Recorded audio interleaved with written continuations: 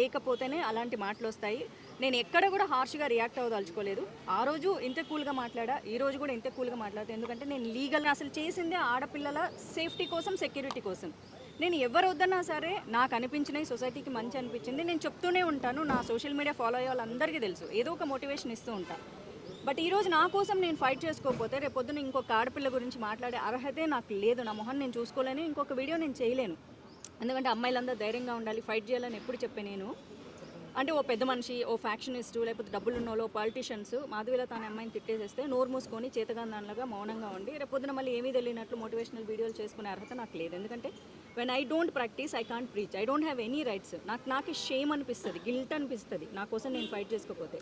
Film industry నుంచి ఏవైతే ఇబ్బందులు ఉన్నాయో అడుగుతూ వచ్చారు ఫస్ట్ నుంచి. అవును, అదే మా అసోసియేషన్కి ఈరోజు కంప్లైంట్ ఇవ్వడం జరిగింది. అవును, సో వాళ్ళ తరపు నుంచి ఎలాంటి సపోర్ట్ దొరికింది?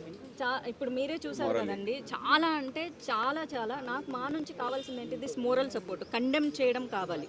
ఎందుకంటే ఇక్కడ నాకు సినిమా ఇండస్ట్రీ నుంచి భయంకరంగా అన్యాయం జరిగితే వీళ్ళు చేసే న్యాయం వేరే ఉంటుంది. బట్ సొసైటీ పదే పదే యాక్టర్ల పేరుతో అవమానిస్తున్నప్పుడు నేను ఇక్కడ జరిగే ఆడపిల్లల అన్యాయాల గురించి చాలాసార్లు మాట్లాడే మీ అందరికీ తెలుసు.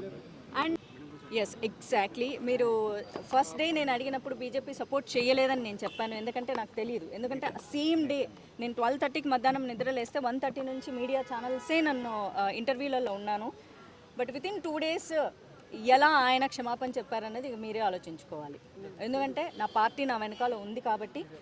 బీజేపీ ఎప్పుడు బయటకు వచ్చి మేము కండెమ్ చేస్తున్నాం అన్నారు. నాకు ఒకటే చెప్పారు, ఎదుటోళ్ళు ఏమన్నా మేము లోపల చేసేస్తాం చేసేది, నువ్వేమన్నా మేము ఖండించము. సో విచ్ మీన్స్ నువ్వు మా అమ్మాయివి, మేము ఏం చేయాలో మాకు తెలుసు, మేము చేస్తాము, నువ్వు లీగల్ ఫైట్ చేస్తావో చేయమని చెప్పారు.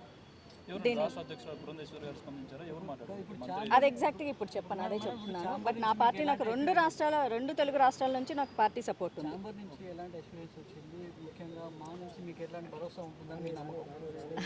ఇప్పుడే చెప్పారు కదా, నేను అడిగిందే సినిమా ఇండస్ట్రీ తరపున ఆడపిల్లలకు ఏదన్నా ఇలా నోటికొచ్చిన మాటలు మాట్లాడితే ఖచ్చితంగా ఖండించమని అడిగాను.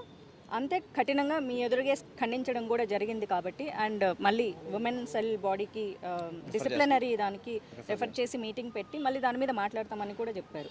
సో ఫర్దర్గా ఏంటంటే మనకు ఒక అసోసియేషన్ ఉండేది ఎందుకు, ఒక అమ్మాయిని ఏదైనా అన్యాయం జరిగితే న్యాయం చేకూర్చేది వేరు. ఇక్కడ తప్పుగా మాట్లాడారు, సో దాన్ని ఖండిస్తే నాకు అది నాకు చాలు. That is the biggest moral support for my first step. ఇండస్ట్రీలో ఉన్న అమ్మాయిల్ని చాలా చులకనగా మాట్లాడడం, చులకనగా చూడడం అనేది సో ఈ వికృత అంటే సోషల్ మీడియాలో ఇంకా ఎక్కువగా అవుతూనే ఉంది, కామెంట్స్ పెడుతూనే ఉన్నారు. సో దాని మీద ఈ ఫైట్ అనేది ఎంతవరకు వెళ్తుంది, ఏ దిశలో వెళ్తుంది? ఎగ్జాక్ట్లీ అండి, ఇది చాలా సంవత్సరాల నుంచి జరుగుతుంది. మీడియాలో ప్రతిసారి డిస్కషన్లు, డిబేట్లు కూడా నడుస్తూ ఉంటాయి. సోషల్ మీడియాలో నేను ఎప్పుడు ఇవ్వాలో కౌంటర్లు ఇచ్చేస్తూ ఉంటా. 100 సార్లు తిడితే నోరు మూసుకుంటా, 101 మాత్రం రివర్స్లో అంతే తిడతాను. కానీ ఇప్పుడు వీళ్ళు రిజిస్టర్ వచ్చింది, ఎకనాలెడ్జ్మెంట్ వచ్చింది. అట్లాగే హ్యూమన్ రైట్స్ కమిషన్ వాళ్ళతో కూడా మాట్లాడడం జరిగింది. దాని కేస్ నంబర్ కూడా వచ్చింది, 2 వచ్చాయి, నేను మీకు ఇస్తాను.